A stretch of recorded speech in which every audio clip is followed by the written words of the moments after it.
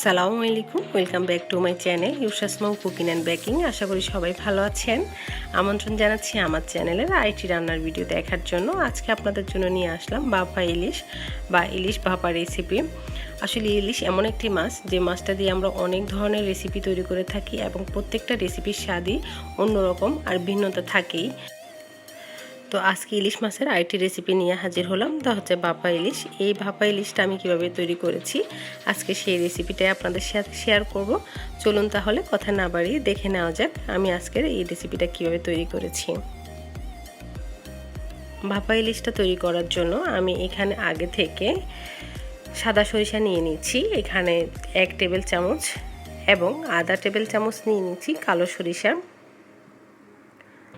1 চা চামচ নিয়ে নিচ্ছি পোস্তদানা, 2 কাঁচামরিচ আর কোরানো নারকেল নিয়ে নিয়েছি 1 টেবিল চামচ, লবণ সামান্য পরিমাণ। এবার এগুলোকে আমি ব্লেন্ডারে ব্লেন্ড করে নিব। আর এদিকে আমি ইলিশ মাছগুলোকে ভালো করে ধুয়ে পরিষ্কার করে নিয়েছি। এর মধ্যে সামান্য একটু লবণ,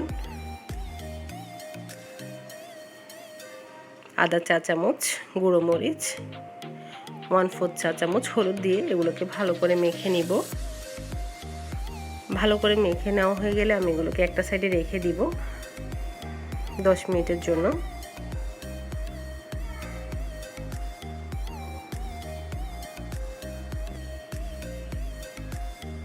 এগুলোকে একটা সাইডে আমি ম্যারিনেট করে রেখে দিচ্ছি। এদিকে আমি একটি টিফিন বক্স নিয়ে নিয়েছি, যেখানে আমি আজকে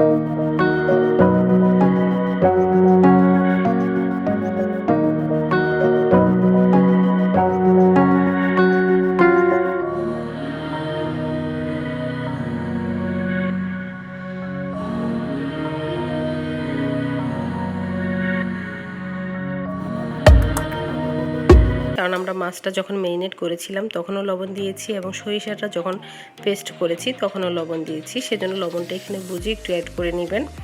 তো এখানে সরিষাগুলো দিয়ে আমি মাছগুলো একটু ভালো করে হাত দিয়ে মেখে নিব।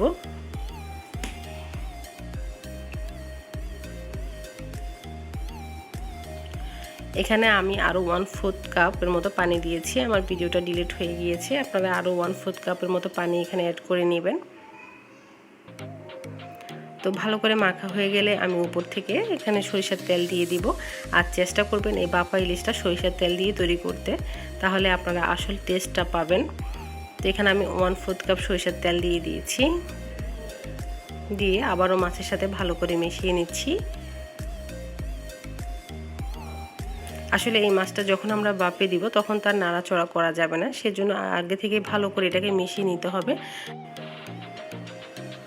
যাতে মাছের সাথে সম্পূর্ণ মশলাটা ভালো করে মিশে যায়।